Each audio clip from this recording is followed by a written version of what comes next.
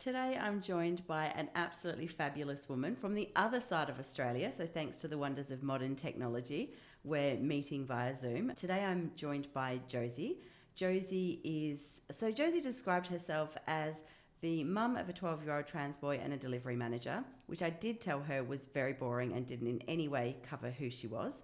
So she added that she also loves baking and cooking, and if you happen to follow her on Facebook or any of the socials, I swear you can get the calories just from looking at the amazing photos. And she loves D&D and gaming and spending time with her family. And so thanks so much for joining me today, Josey.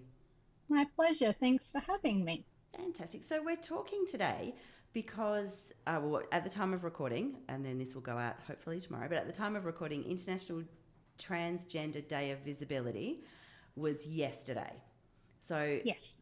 now, obviously, I believe that we shouldn't need a day for visibility, but at the same time, when we do have days like this, it gives a great opportunity to raise awareness and to start conversations like this. And you agreed to be a podcast guest. So thank you for that. My pleasure. Yes. And it is like, I hear what you're saying. Some people might say, why do we need a day of awareness like this? But we have International Women's Day, we have International Men's Day in November. And it's really about creating space and allowing people's stories to be told, humanizing them, and bringing visibility to these people, their needs, and just acceptance and love rather than what we can see as the alternative is Yeah. unacceptance and hate. And so I have started off air. I've said to Josey that if I do make any mistakes with language, I'm really encouraging Josey to correct that, because I want to make sure that I'm being as respectful and speaking in a way that's going to be, I guess, representative. So I'm just going to put that out there. Please encourage me to be the best version of me that I can be as well. Yeah, of course. And look, I will say the same thing too. This has been a new journey for me in the last 3 years. So, to anybody in the trans community listening to this, if I say anything and I don't quite get my language right, I apologize. I am also learning on the go and doing the best I can for Yeah, my boy. Yeah. beautiful. So you have a 12-year-old and you said you've been on this Yes. journey for 3 years. Yeah, coming up to 3 years now. That's right. So tell me Yes. how does a 9-year-old Mm. tell their mum that actually I think that I'm a boy?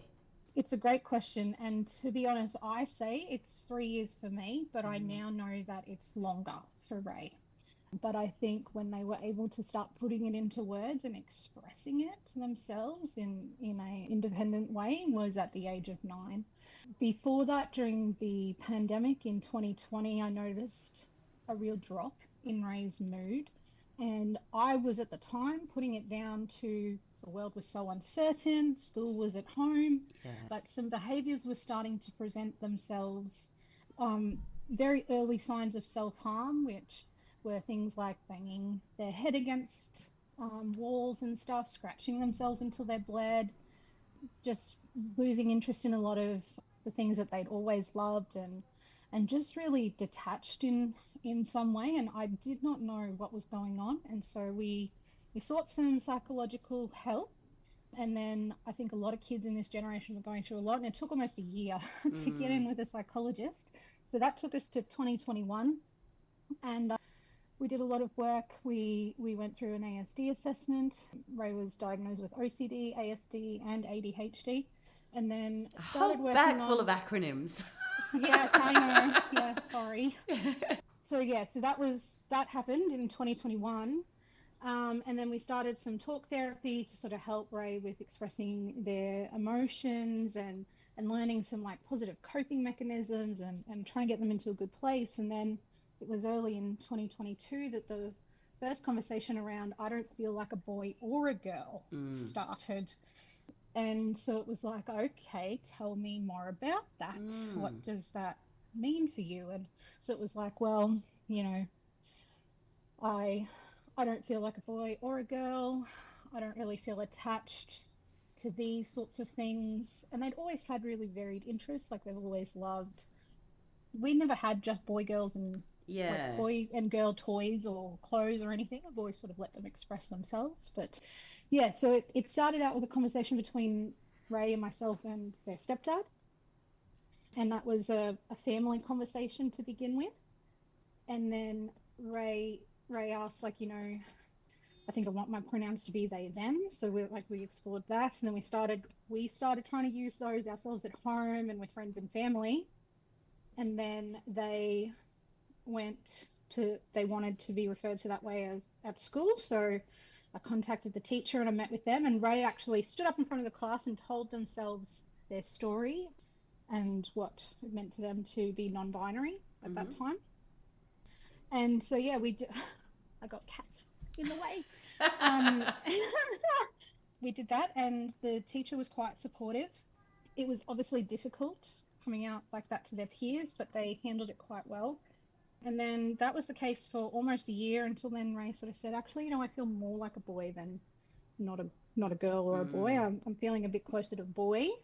That was around the Christmas, sort of January. And then it came with so now they use pronouns of he, they. So they are still okay with they, them pronouns as well as he, him. But they very much present in a masculine way. Still do like to experiment with makeup and other things like that as well. Sometimes it actually helps them accentuate their features that make them feel more masculine. And I say to them all the time, there are many men that wear makeup. Look at everybody on TV. Yeah. So makeup doesn't have a gender. Yeah, so that was where it happened. And so it's had its challenges, but yeah, that's where it came about. And I have so many questions. Time, I bet.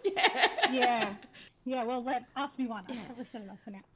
Well, so one of the things that comes up for me is, so you identify as female? Yes, I do sort of feel at times maybe a bit gender fluid. It's only something I started experimenting with even myself in the last 2 years. Like, as a kid growing up, I was a tomboy. Didn't follow the gender norms. In the 90s, it was probably, you know, androgynous. And I really struggled to embrace my feminine side for a really long time. I dressed very masculine for most of my life. But obviously everyone still knew me as a woman. Interestingly, I'm wearing pink today and I'm wearing a dress. But there was other reasons for that. I struggled to connect with my feminine side, but I never had words for it.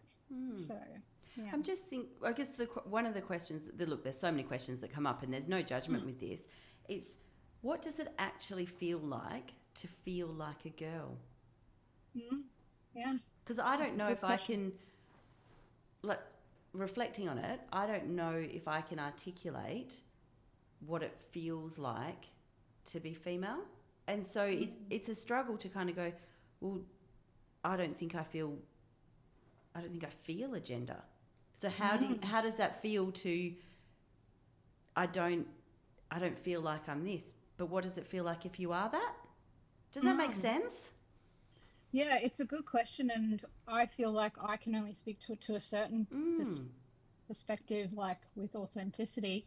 But I just know that being referred to as a girl, or Ray talks about passing as a boy, and that makes him feel really affirmed and really happy.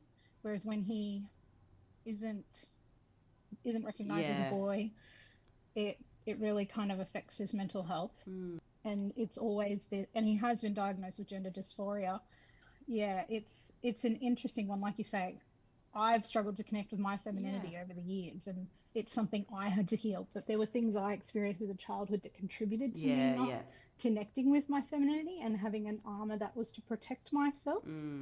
And so as I was able to heal from that over the years and kind of shed that a bit and go, yes, I can be safe in my own skin, and I can embrace that I am a woman, and I can be safe, or I can wear things or whatever without being afraid of drawing attention to myself.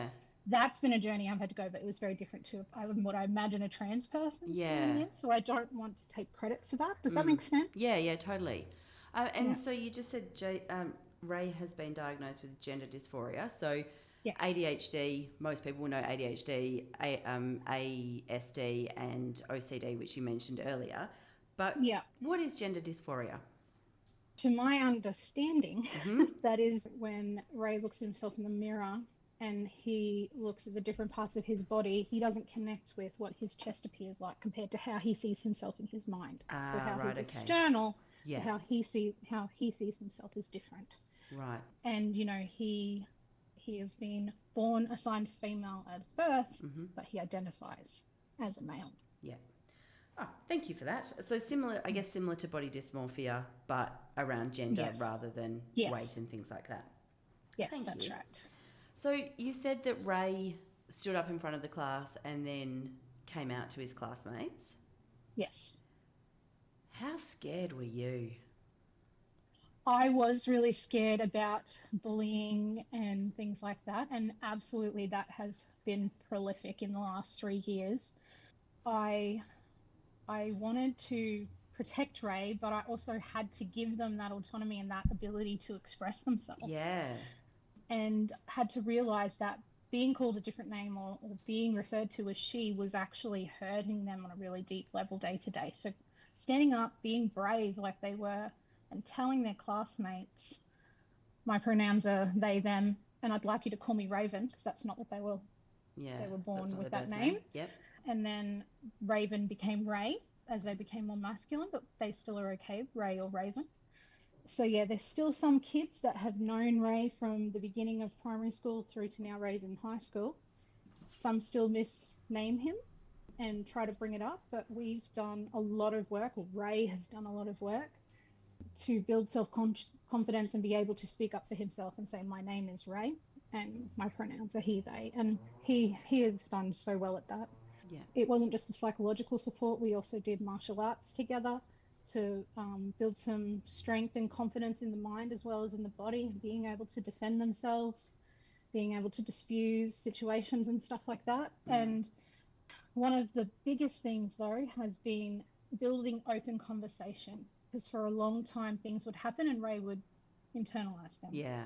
And not tell us or a teacher or anything else what was being said until maybe days or weeks. And that then presented in school avoidance.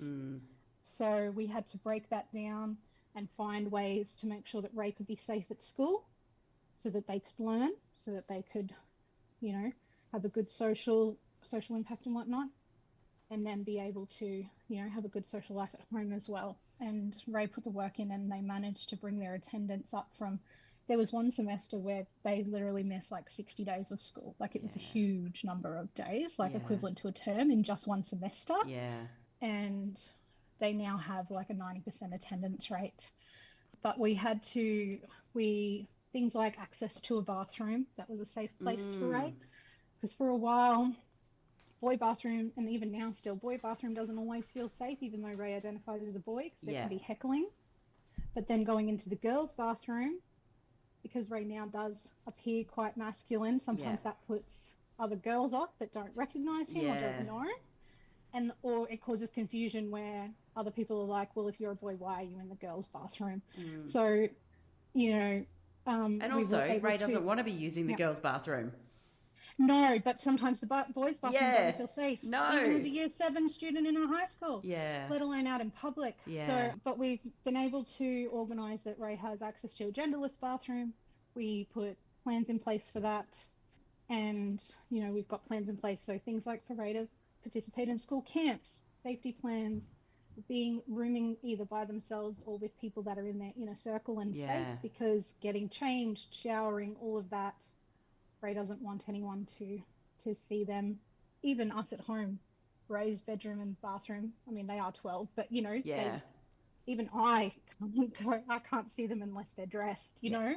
They are very private about their body. Yeah. So, and that's okay. They're allowed to be. Oh, 100%. My 12-year-old who was assigned female at birth, lives as a female, she's very much about, no, when I'm dressed, then that's fine. And definitely. Yeah. And she's been that way since she was probably about 8.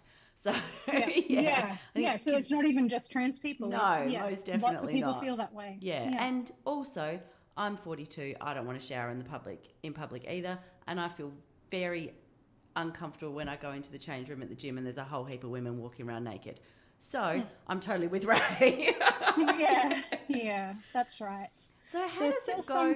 Go for it. I was just say, how does it go for things like sports classes? I was thinking the same thing. It's still a friction point. We still haven't quite landed on it. Yeah. And it is and it's probably one of the most prolific things that you see in the media when there's any discourse about trans people. It's always about trans people in sport. So martial arts worked really well for us. And I will admit, I was just thinking, so I've got a 12-year-old daughter, and this year for the first, so high school starts in year 7 in WA. I'm not sure if it's the same in Queensland. Yep. I thought so. And so last year, all the kids did sport together, regardless of gender. This year, they're split into gendered classes. Yes. So which class does Ray go into? Yeah. So in primary school, it was a bit more like what you described, but there were some sports that were split into male and female. Yeah. And also, I'll say this, in Queensland, recognition of trans kids is not included in primary school. It was really hard. We were just really fortunate that we were in a great school, and the principal were forward thinking, and the deputy and everyone were forward thinking, and they supported us. But Queensland Education do not have a policy for trans kids in primary.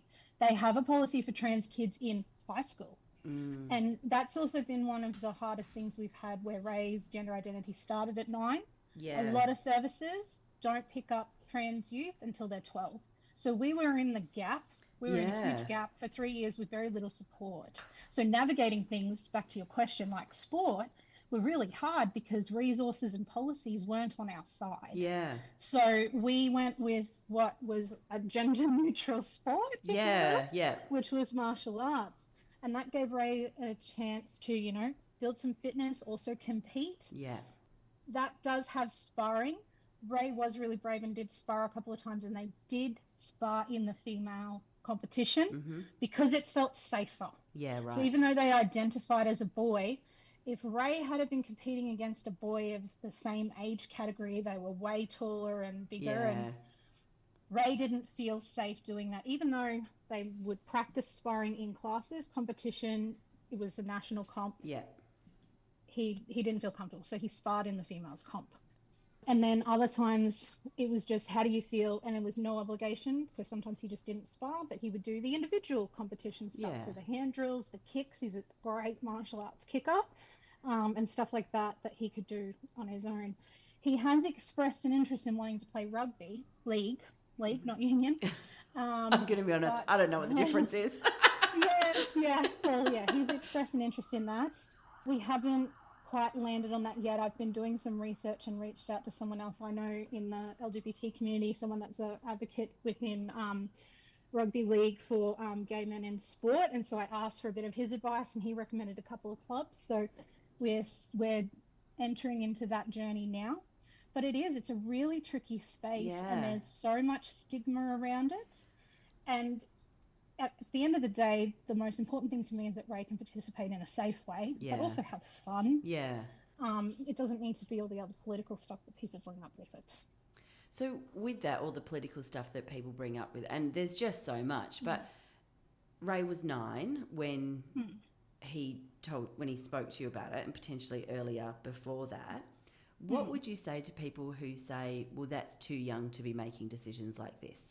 Yeah, well, I always ask people what they mean by that, or what they think it means to be trans, or Ray's gender identity. And often then people come back and go, well, how could you possibly put your child on medication or hormone therapy? And so the first thing I do is I say to them, well, actually, Ray is on no medication whatsoever. They have not had any hormone intervention or medications.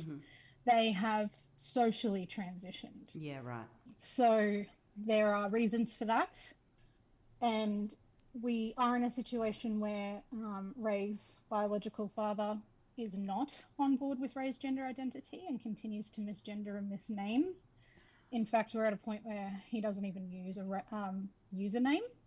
It's Hi Kiddo or Hi Koala Bear. We don't get any name. But maybe that's progress. Hi. Maybe I have had other people say that, so I am trying to broaden my own perspective on this. But what I can tell you is that it hurts Ray, and Ray goes, why can't he just say Raven or Ray? So that's hard. But there's a lot of misunderstanding about what it means to transition. So Ray, because of that situation of two different schools of thought in the Yeah. parenting. Obviously, Ray has not had any puberty blockers, so they have had to go through their Female puberty. female puberty. We have had some great support through the Children's Gender Clinic Service, which has been a lot of psychological support, family counselling and support, and that's where the diagnosis of gender dysphoria has come from as well. However, yeah, there's no ability to proceed to puberty blockers if both parents don't agree, and also if your child has already gone through their assigned Yeah. sex puberty, then puberty blockers are going to do nothing. And then from there, in Queensland, hormone therapy cannot start until the age of 16, and that has to have been through multiple reviews with multiple psychiatrists and psychologists reviews, and it goes before a judge. Yeah. The judge reviews all of those expert opinions, and then they decide whether it is appropriate for that person to proceed to hormone therapy. And a lot of people go, oh, well, okay, I didn't know that. But there's in the media, it sounds like gender clinics are handing out testosterone. Yeah, definitely. So, do you know what I mean? But there are actually several steps. And we've been consulting with the gender service for 9 months. Yeah. Zero medical intervention, all psychological support and family support.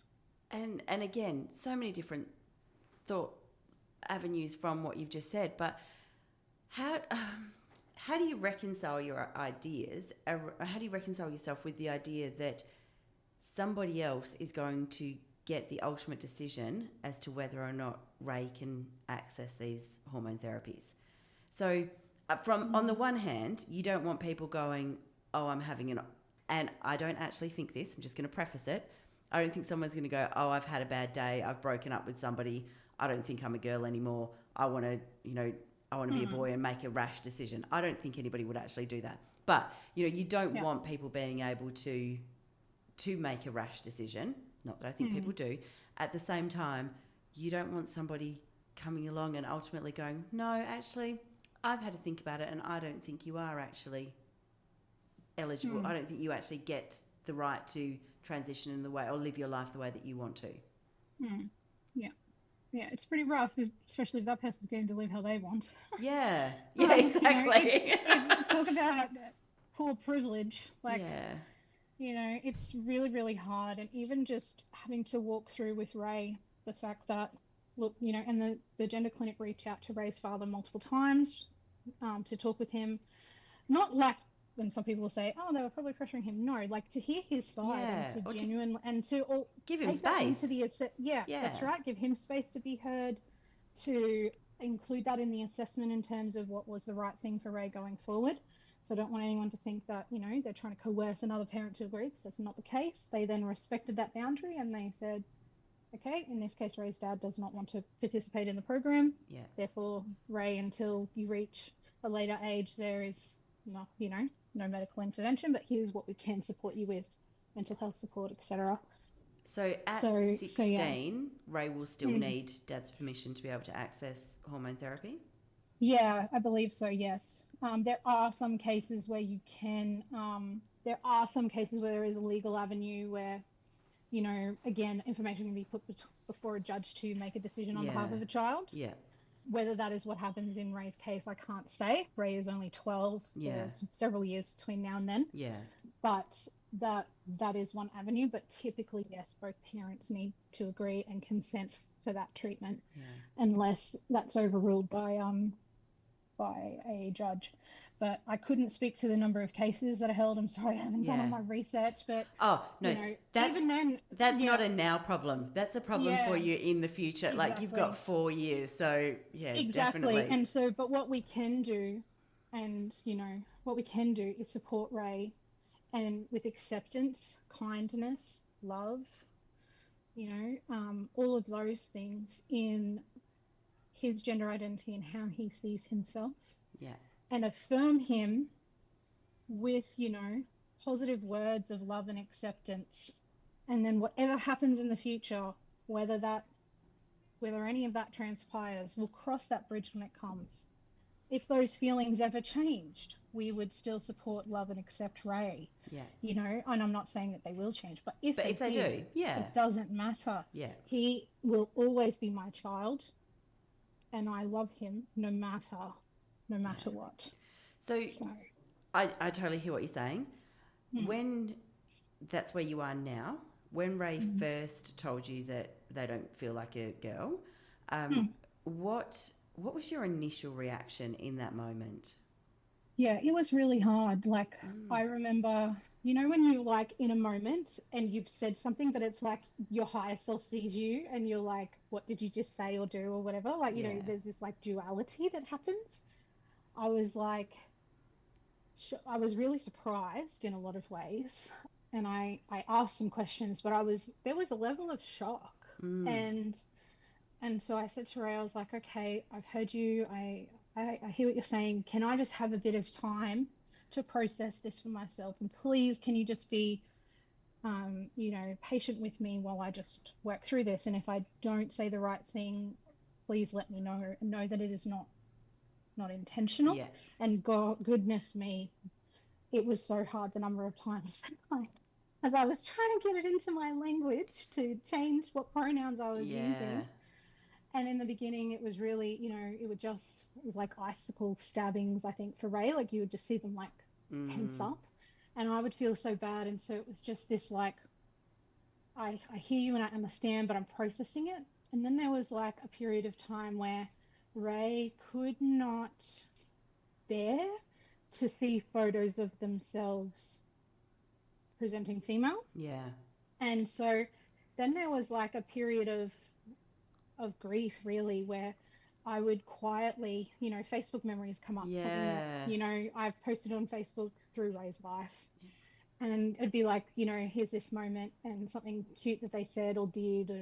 And I would have to sit with those moments and those memories quietly myself and recognize and respect the boundary that Ray couldn't bear to see those things. And so I stopped sharing them back onto my timeline, like this thing that happened. And unless I talked to Ray and said, do you mind if I show you something or whatever? So it became, we had to have really open communication. But so does that mean you had to take, did you have to take all the photos down off the walls and things like that? Yeah, so we did change some of that stuff, and I've got them all put away from a special. And 3 years later now, Ray can look back at some of that stuff, but in the beginning, it was really, really difficult. And so now there is a level of self-acceptance and love. Like I said, Ray has done so much work on their mental health and everything. They are over a year self-harm free now. Oh, beautiful. Which is a massive milestone. We got a group of people together and had a cake and everything and celebrated being 1 year self-harm free earlier in March. So, you know, like, he has put in that work, and he has put in that work to accept and love himself. I'm just so proud of him, and I now don't feel so much grief as I did. And please know I say grief with love, but like, I'm human too, right? And I have feelings and emotions. It was like, okay, my baby, who I saw as was raising as a girl, and they identify as a boy. I had to process that. Yeah. And I came to find out through the wonderful support of the gender clinic that I wasn't alone with that feeling, that it is like that cycle you go through.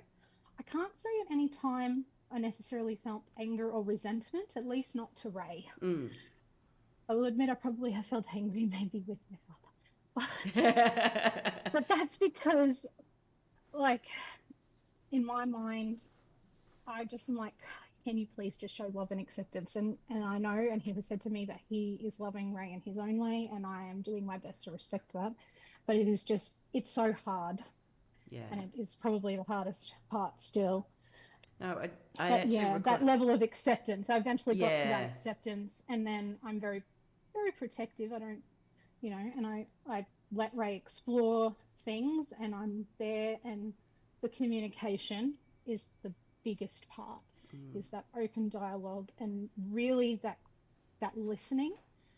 And so we have different ways that we do that, and it's like, I remember somebody said to me once, you know, being a parent people think they've got to get it right 100% of the time. And a friend of mine who is a social worker, she's like, actually the statistics more like 40 to 60% of the time is what you've got to get it right to not like completely mess up your child. And I was like, oh, right, okay. I think it's actually 30%, but it's 30. There you go. You would know the number. But the only thing is, we do preface it with, you do have to try. You can't actually aim to be a complete, I wouldn't swear here, for the other 70%. So, it's about doing your best. Right. But know that if you make a mistake, 30% is what we're aiming for. Yeah. Yeah, that's right. And so that's what I had to sort of tell myself, like, okay, I'm going to try it and I'm going to get better. And so now, it's probably 1 out of every 100 times that I accidentally slip up with a gender, and it's usually because I'm tired or I'm not well or something's on my mind. Yeah.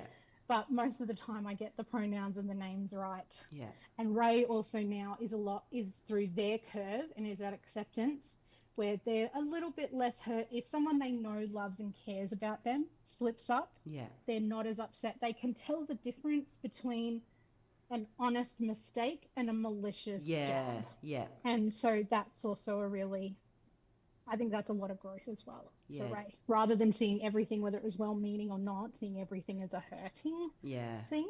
So that's a huge, huge step forward for us.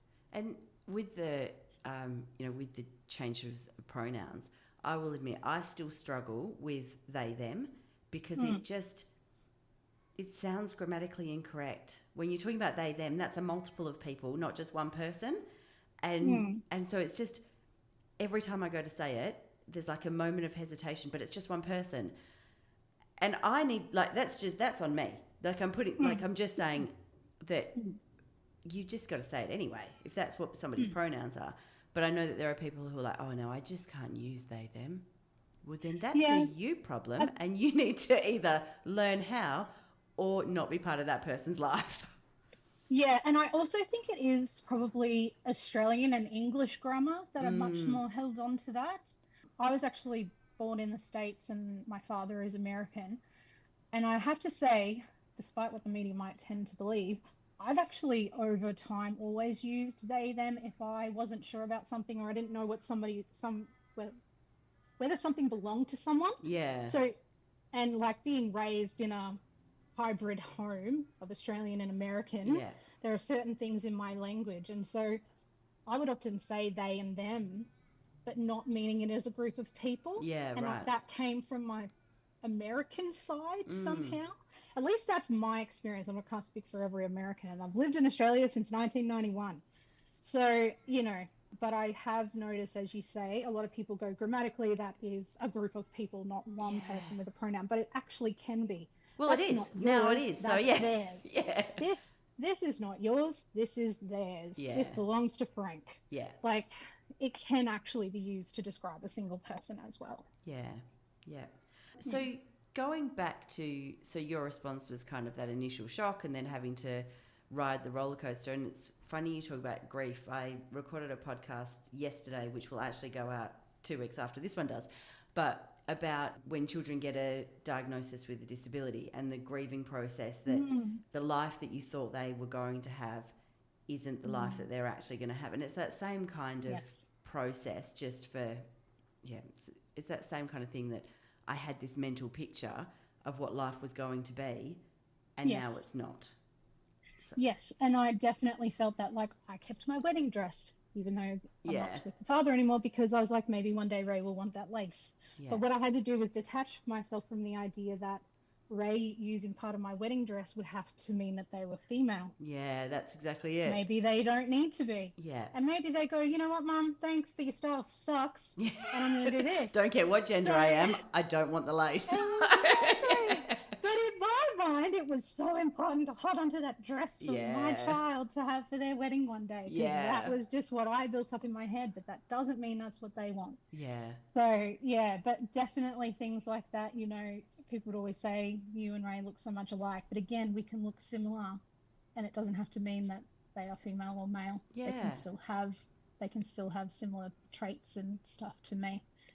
So, you have to detach yourself from some of that a bit, I think. Yeah, but I just want to, share that it's okay to feel that grief. And grieving doesn't mean you're any less supportive of your child. Oh no, not at all. And I was really grateful when somebody sat me down and said that to me, because I was carrying this guilt, Yeah, that's it. going, oh my God, is it okay to feel this? Like, am I a bad person for feeling or thinking this?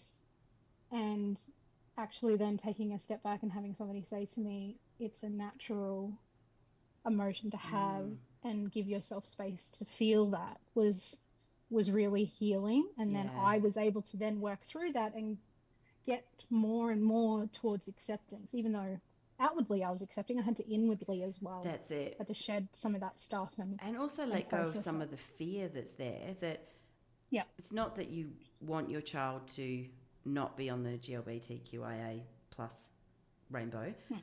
Mm. but life's going to be a lot easier if they're not, you Yeah, know, that's and right. Like, even before Ray's gender identity, there were times where they said, I like this girl. Like, and again, I know they kind of sounded young, but they were like, I like this girl, and they would like hold hands and kind of, yeah. whatever. And I was like, okay, well, can we just be friends? Just Because maybe mum's because, not like, ready yet. you're very young, you're very Yeah. young, you're 9. But, like, they were expressing an interest in not just, I am a girl, therefore I like boys. It Yeah. was, at that time, I'm a girl, but I also think I like girls. And now they're a boy, and they like boys and girls. In fact, they they accept all genders. Yeah. So, and it sometimes it still blows my mind. Ray has always been a very articulate and expressive communicator, and even beyond their age at different, phases. So people have often kind of gone, how could a person possibly know that? But I don't know, there's something about Ray that's always been very sure of themselves and been able to express a lot of things maybe beyond their years.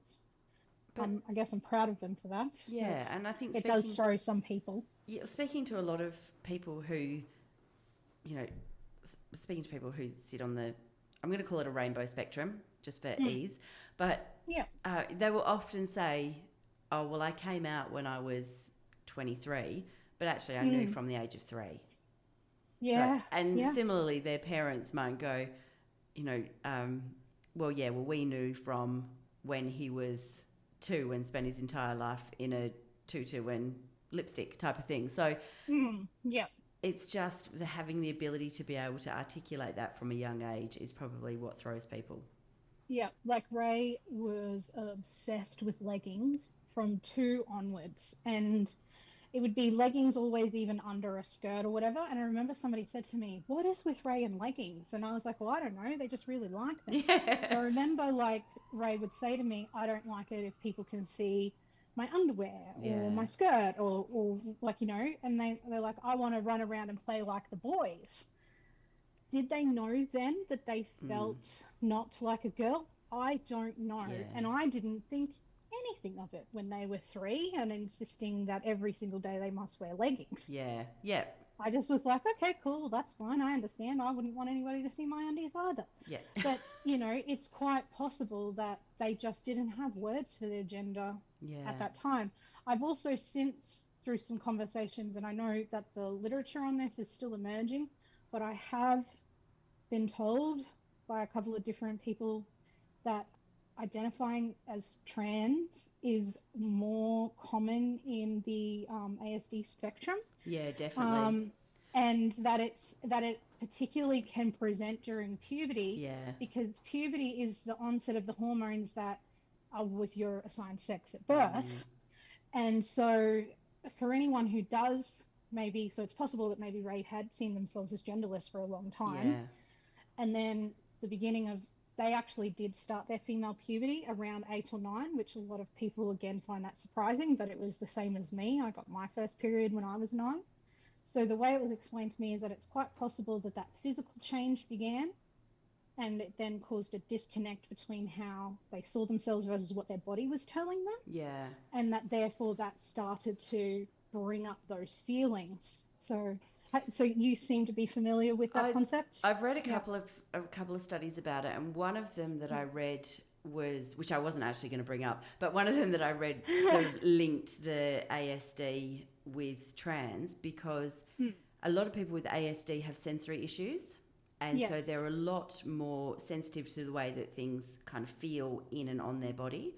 And so when kids start going through puberty, the hormones have like, it's just their body feels different. And when their body starts to feel different because of those hormones, they start to go, I don't like the way this feels. And as a result of that, start to go, well, this isn't who I am. This doesn't feel like me. And so it's kind of that response to it. But there needs to be more research into it. But if there is more research, it's almost in the so what category of my mind. Like, it's really interesting, but it doesn't actually change the fact that at the moment, Ray doesn't identify with gender that was assigned at birth. Yeah. So the reason why doesn't really matter. So no, that's right. But I guess it kind of was like, oh, okay, well, that actually does fit their experience. And again, I didn't know that at the time. I just did my best to support through it and try to find answers. And so it was interesting because as you were saying about the ASD diagnosis, and I obviously knew about the early puberty, I was thinking, oh, I wonder, that sort of makes sense along that time and the hormones and I know that now, but I didn't know that then. And it's interesting. I've been talking to a couple of other mum friends who have girls with ASD who are now starting to go, oh, well, actually they're starting to suggest similar kinds of things, but they're just saying, I don't feel like I'm a girl anymore. So, So it's interesting. And one of Ray's aunts has a gynecologist actually who is doing some cross study into gender as well here in Brisbane, and so Ray's aunt recommended this person to me for Ray's reproductive health. And they also noted that that they have seen a lot of girls on the spectrum coming through and either starting to express non-binary or trans as well. So I thought that was really interesting. So as you said, more research to do, but I think as these stories get told and these things bubble to the surface, and then the next step then is obviously funding the research, right? And people that will, and there's so many that will ethical hold things. That space, whether they're part of the community or not, allies or people in the trans community. But so my eldest daughter is looking at what her thesis will be for her honours project, and the list of people who you can't include in studies, I think, includes people who are LGBTQIA+, including trans people, which makes it so difficult. And I get it, but it's also so difficult because you don't want people who are already marginalised to feel like lab rats. At the same time, so I understand why there's ethical concerns around including people, the LGBTQIA+ people in those studies. I get that.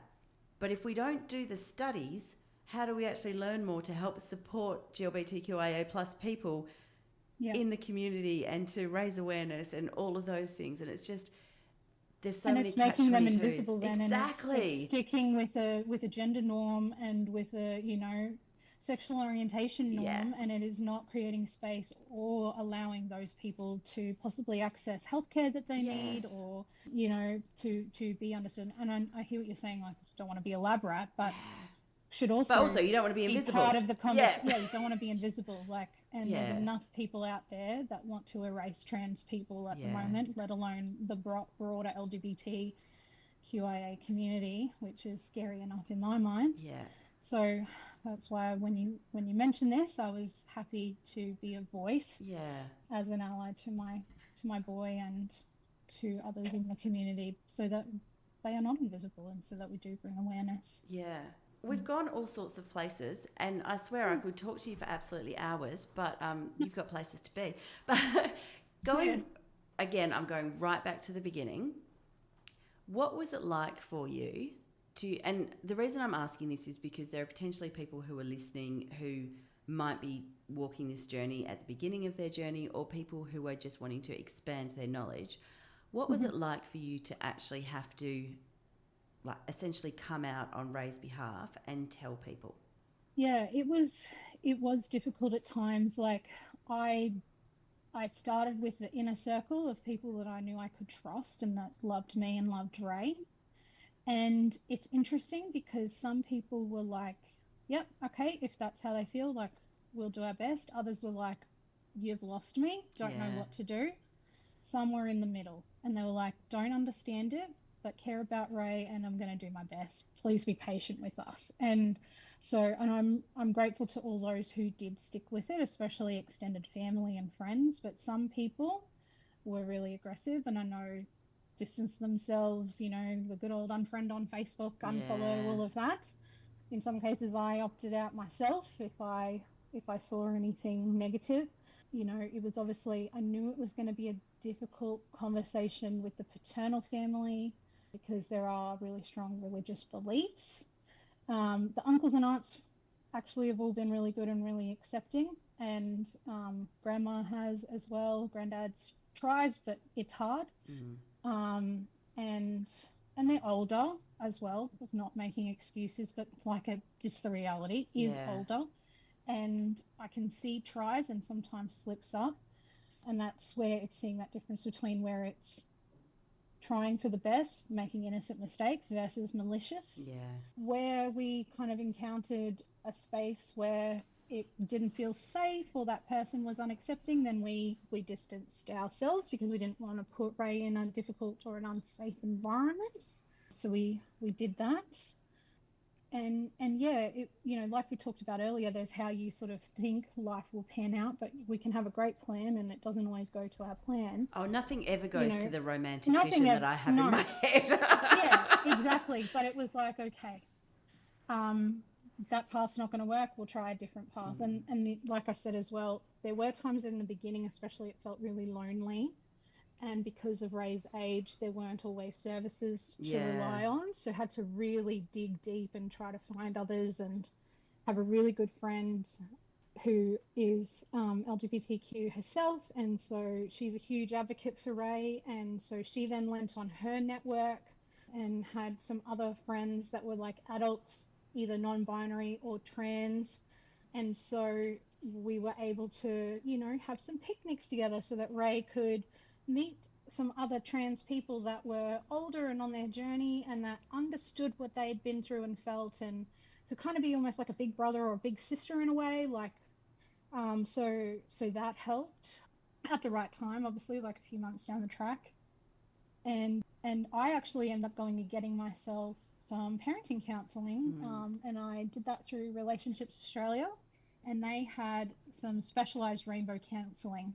So I was able to access that and get some parenting counselling, which helped me work through some of those grief things. And like I said, she helped me kind of detach myself from some of that a bit, and then how I could be the best parent possible to Ray. So I was really grateful to that program. And yeah, it's hasn't been easy, but I've done my best. And that's all you can do. And remember, 30%. But one of the things that you said is that people can misname and misgender Ray, either you know, accidentally, but actually they're holding love, and sometimes things just slip out, or with malice. Is there a middle ground where it's not? So I imagine that there are kids at school, potentially adults as well, but kids at school who are doing it as a form of bullying. Yeah. Is there a middle one as well? Maybe it's not a middle, maybe it's on the same end of the seesaw as malice, where it's, no, you were born this is how I'm not prepared to change the way I think, and this is what I believe, therefore this is what I'm going to say. So it's not necessarily intended to hurt. It's just done without any ability to think about how that's impacting Ray. Yes, have absolutely experienced that as well in extended family, friends, and in the community, I guess. Like, I had somebody once say, well, they were introduced to me as dead name, and they were a girl, so that's who they are, dead name girl. And so I was introduced to you with my maiden name, and now I'm using a married name. Does that mean you can't use my married name now? Things change, love. Yeah, but that was an example. That's happened with a few different people, and again, it has typically, I have found, been people in some of the older age ranges. Yeah. I have found more people around my generation, a bit more open-minded, but still some not as much. And Mm. then I'm amazed, honestly, with some of the younger generation between mine and Ray's, that are just, we just got to clear the way for those guys one day to lead the world, I think. Well, do you know what? Yeah, We do not need to clear the way for them. They will make they their own path, let they me will make tell their own you. path. Yeah, that's right. It's like, yeah, dinosaurs died out, and yeah, that'll happen again. But anyway, I'm being a bit tongue in cheek. Sorry. Oh, no, me too. It's not everybody in older generation either, but it is. I have found it more common, is what I would say. I've Yeah. found more acceptance in other places, but yeah. So I would just say to anybody else walking this path, beginning, middle, whatever, just at the end of the day, be kind to yourself, because you've got to look after yourself to look after them. Mm-hmm. So that was why I did things like going and getting counseling for myself, some self-care for myself, which has always been hard, but I do my best. And then, that affirmation, just through, it can be small acts of kindness and love and acceptance, things that understand what it is your kid needs. Like, we've had conversations, and it's even ebbed and flowed over the years. Like, how can I affirm you? What makes you feel that way? Is it roughing your hair up a bit? Is it like calling you my beautiful boy? Yeah. Like, you know, um, have that open conversation so that you can approach your child in the way they need to be Yeah. approached and to be affirmed, and know that transitioning is not just medical, it's also social, Mm. which is everything from how you have your hair and what you choose to wear, to how you ask people to address you. Some people, it isn't safe to come out, and I hold space for those people as well, and the pain that they carry, Mm. not being able to outwardly express how they feel inside. I know Ray has come to me before because other kids have opened up to them that they feel a certain way, but they know that there's no way they could talk to their parents, and Ray tries to hold some space for a couple of very special people that I won't name. Yeah. And I just hope that one That's a day those, lot for Ray to hold, though, isn't it? it is. And so then there's unpacking that and helping them Yeah. know that they don't have to save everyone. That's it. But it's really awesome that they can listen and be Yeah. there for that person, and trying to encourage them to find who is their safe adult, or Mm. who is a safe person they could talk to. Yeah. So we've definitely had to redirect some things like that. But in Ray's case, they were the first kid to identify with a trans identity in their primary school.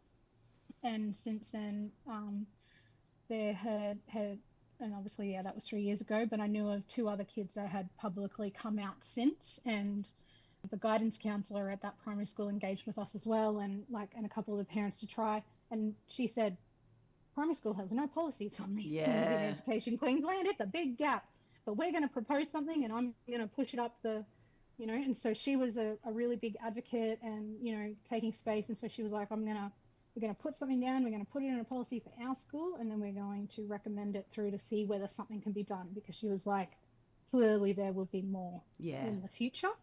High school has been a different ball game. There are more policies that protect the kids, and the guidance counselor, there's a whole document specifies all the things, and that's been circulated to the teachers. I think high school has been positive so far, but Yeah. primary was a rough ride.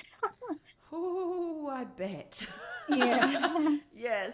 Yeah. So, as we're wrapping up, what does International Transgender Day of Visibility actually mean to you? Yeah, so I think one of the things it means is in the word visibility. So I think it's humanizing people, it's telling their story. I was on the website, I had a bit of a look, and I had on there that, multiple people say they've never met a trans person. But what I would say is, how do you know? Yeah. It could be, it's not like you can clock someone straight up and tell that they are trans or not. Yeah. There could be multiple people in your life that you maybe don't even know. So at the end of the day, I think it's about having a safe space to share these stories, to elevate our trans community, to shine a spotlight on them, to humanize them, because far too often they're dehumanized and torn apart. Far too often, you know, their intentions are dragged through the mud, be it in a sporting or whether they're using a bathroom for malicious intents, you know. And at the end of the day, it is a very small group of people, and they deserve love and acceptance the same as you and me. So I'm grateful that we do have a day where we can raise awareness for that. And I hope that people can continue to open their minds and put themselves, have some empathy and put themselves in what would it feel like to be in that situation and feel like you don't have rights, or that you can't express yourself, or that people don't accept you just for how you dress, appear, or your name, or any of those things. Because we often don't question anybody else when they walk past us in the street or at work or in the community. And look, I agree with you 100%, and I think that dehumanizing that happens in our media, that people are transitioning. I mean, they're transitioning so that they can compete and win medals in sporting. Okay, I don't really think that you understand how this works, but also, you know, they're transitioning so that they can get into the opposite gendered bathroom. Do you know that there's not actually a bathroom attendant that stands there and stops people going in depending on their gender? So if somebody's got malicious intent, doesn't matter what their gender is, they can walk into that bathroom anyway. So, exactly right. but that's talk right. about this idea that people are going to transition just so that they can get into the opposite gendered bathroom makes me laugh. It shouldn't make me laugh. No, I know what you mean. Shouldn't laugh, but laugh. I know what you mean by it. But like last year in the Olympics, in the discord around the trans woman boxer. Yeah. And people accusing her of changing gender and weight class to win a gold medal. And yet she had identified as a girl since very young age, 2-3 years old. But the media and the misinformation that was spread on social media and the memes and things that were claiming that, you know, great work Olympic Committee for allowing a man to beat up a woman and, you know, and get a gold medal for it.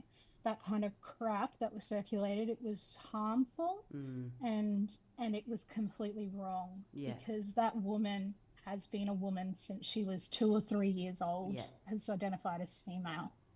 And so it's hard sometimes and exhausting sometimes standing up and trying to correct and like we said before, Ray doesn't have to carry things, and I can't save everybody in the world, but where I do see it, I will speak up. But it is exhausting being in that role of educator all the time. Yeah, that's where sometimes I think, as I said, people just need to have an open mind and also go and educate themselves and not just take something on face value that a meme that was shared is correct. Yeah. Go and have a look for yourself from a trusted news source or whatever. The Olympic Committee, they had a whole process. They didn't just allow that to happen. And the same thing is happening in other sports as well.